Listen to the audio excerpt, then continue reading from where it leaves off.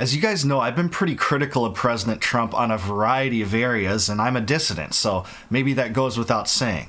But at the same time, I think it's important to give credit where it's due, especially when it comes to where Trump actually did deliver what dissidents wanted. And I think that's true in 3 ways. So in this video, I'm going to explain what Trump's 3 best accomplishments have been so far from the dissident perspective.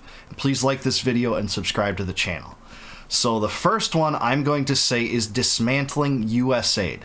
Now, this was something that kind of came completely out of left field in the very early days of Trump's presidency. USAID is essentially, and has been for a long time, the CIA's financial wing when it comes to regime change operations throughout the world. Now, that's not how they sell it. Of course, they say this is bringing humanitarian aid throughout the world, making sure that we're on peace and we are doing good by our fellow man. But when you look at the money, remember, follow the money. That's what Ian Carroll always says. You go to the money and you can see that USAID was involved in some of the worst catastrophic blunders in U.S. foreign policy history. In fact, we know it dedicated $15 billion to Operation Timber Sycamore, in which the U.S. was linked with Al-Qaeda forces in Syria to try to overthrow Assad's regime. And that was disastrous for a long time. It led to hostilities with Russia. Russia actually essentially denied the U.S.'s desire for a regime change operation there in, I believe, 2014 or 2015. And it led a lot of people to say in the 2016 presidential election that, hey, we're messing with a nuclear power here. That is fomented by USAID. We also know that USAID was involved in funding the Maidan coup. They call it the Revolution of Dignity in Ukraine, at least the pro-coup forces call it that, but really it was a revolution of duplicity, because USAID was funneling money into Ukraine and in Kiev in the coldest months of 2014, where protests were going on, prolonging those protests because the U.S. wanted installed a government that was far more bellicose toward Russia than what existed back then, which was the democratically elected Yanukovych government. And he wasn't even overtly, explicitly pro-Russian. He wanted neutrality. But neutrality is never enough for the deep state. They hate neutrality. You have to saber rattle with nuclear powers, and that's why the Maidan coup happened. We know what happened afterward. Victoria Nuland got her hands in that, and the U.S. was involved in overthrowing that government. So dismantling USAID was incredible, and you had all these sob stories, but really it was a lot of people on the left coming out. I'm going to say the establishment left, or progressives or liberals, whatever you want to call it, coming out and said, no, we have to save USAID. This is Trump being, a mean guy. Not one penny of the federal treasury can be spared to the bureaucrats, can be cut to the bureaucrats. But that's really where I think Trump delivered best. To what extent Elon Musk was involved in that's interesting, because it seems to have come from some of the Doge initiatives at the very beginning. So for all the shortcomings of Doge and how few savings there have been compared to what was projected and what was kind of sold in the beginning, that was the best of them. Number 2. Second accomplishment by Trump I think is incredible. Releasing the JFK Files. Now, Trump almost did this to the full extent in his first term. He did release some redactions in the first term related to JFK, but he did release basically all that they said that they have on the JFK Files. And you can be skeptical of that. It's hard not to be at some points. But everything that was redacted that we knew about before has now been unredacted. And there were some big revelations there. Now, there wasn't a smoking gun that's had a CIA agent writing in a document, yes, the CIA killed JFK. Because even if the CIA did that or was involved, they wouldn't be writing it down in a document anyways. But what did come from this, and this is completely hidden from the mainstream media, which isn't covering this, surprise, surprise, is that the U.S. surveilled Oswald to an extent that hadn't been known before, including calls that he made to Mexico City, a trip that he took to Mexico City, and communications that he had between KGB agents and himself while in Mexico City. We also know, and this is the weirdest one, that the KGB itself took some effort to determine if Oswald was a KGB agent They denied that in the documentation we know about that we have from the CIA. But here's the weird thing. They said that he was a poor shot. Now, if you wanted to kind of conceal the case, like let's say that Oswald was a KGB agent, why in the world would they say he's a poor shot? It doesn't seem to match what would happen if you wanted to, conceal that. The KGB would want to say, no, hey, he was a great shot. It was him alone. It wasn't us. But they said he was a poor shot, so that raises interesting questions. But perhaps the most interesting part of the JFK revelations that came from that declassification was the extent to which Arthur Schlesinger just berated the CIA and complained to President Kennedy about what the CIA was doing and how it was evolving.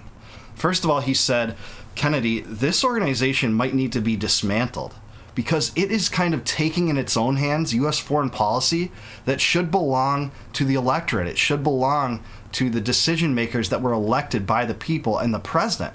But instead, you have these rogue people within the CIA exercising power independent of the U.S. political system.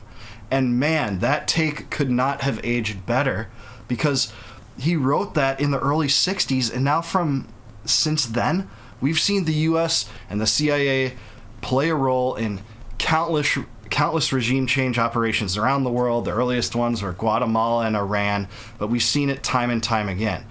And not only that, he said some people within the CIA were actually moving into the State Department and using that as cover to further the interests of the CIA within the government. So people from the CIA were taking employment as agents, as clandestine agents in the State Department, and exerting the will of the CIA regardless, again, of electoral decisions by the people. We also know from these file revelations that the CIA was involved in an assassination attempt on Rafael Trujillo, who was the leader of the Dominican Republic, who was eventually assassinated, I think, in '63. But the CIA played a role in that. And that was not known, I don't believe, before this declassification. So a lot has come with it. I think this was a great step forward for transparency, especially when it comes to Trump, because you had regime establishment stooges up until the very last minute trying to convince Trump and persuade Trump not to release these files. I'm very glad that the JFK files were released. That's a big step forward. We need that in every regard.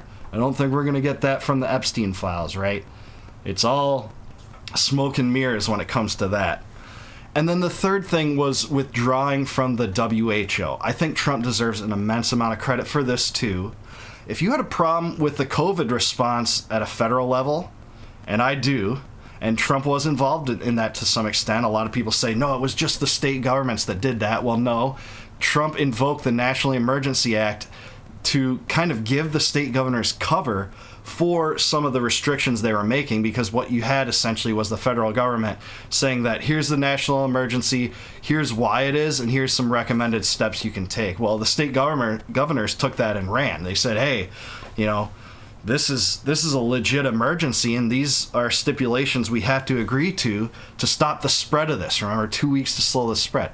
Well, imagine that, but at a global level. So if you already think that your federal officials and bureaucrats and even elected representatives aren't beholden to your interests, they're not representative of the people, which clearly they are not, why would you want to kick that a step higher to the WHO to dictate health policy, especially to countries that the globalists don't seem to particularly want to stick around a while? And that's probably the people in the United States. And I don't blame anyone for having adversarial opinions toward our government. It treats its own citizens so poorly.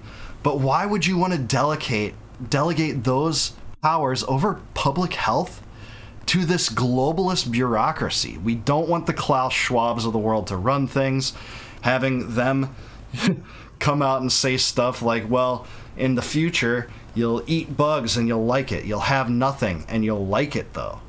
For those people to be calling the shots, these globalist New World Order types at the highest stage internationally, we don't want them to control local sovereignty. I don't even want the federal government to control anything related to health.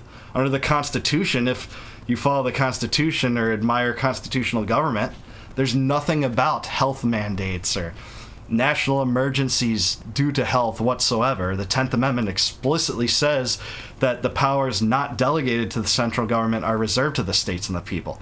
So much for that. That's kind of gone to the wayside a long time ago, and especially since the 1930s and the 1960s, for sure.